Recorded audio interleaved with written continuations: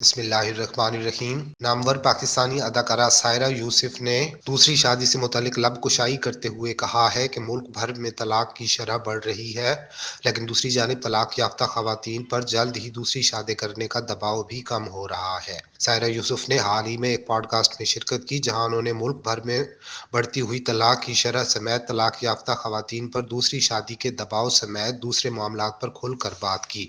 اداکارہ کا کہنا تھا کہ یہ بات درست ہے کہ بہت سارے مرد خود مختار یا مالی طور پر مستحکم خواتین کو دیکھ کر پریشان ہو جاتے ہیں۔ انہیں ایسا لگنے لگتا ہے کہ اب مذکورہ خاتون کو ان کی ضرورت ہی نہیں۔ ان کے مطابق مرد حضرات کا خیال ہوتا ہے کہ وہ ہمیشہ سے ہی خواتین کی ضرورت رہیں گے۔ جب ان کا یہی خیال کمزور ہونے لگتا ہے تو وہ مالی طور پر مضبوط خواتین سے پریشان ہونے لگتے ہیں، خود کو غیر محفوظ تصور کرتے ہیں۔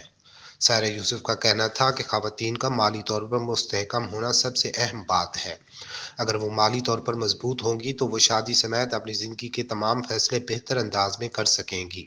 ان کا کہنا تھا کہ جب خواتین پیسوں کو ذہن میں رکھے بغیر کسی شخص سے شادی کرتی ہیں تو شریک حیات کو اپنا مددگار کے طور پر نہیں بلکہ ساتھی کے طور پر منتخب کرتی ہیں، اور اسی وجہ سے ان کا فیصلہ بہتر ہوتا ہے۔ انہوں نے دلیل دی کہ معاشی طور پر کمزور خواتین کو مجبوری میں اپنے بچوں کو چھوڑ کر معاشی بہتری کے لیے شادی کرنی پڑتی ہے، جو کہ انتہائی تکلیف دہ بات ہوتی ہے۔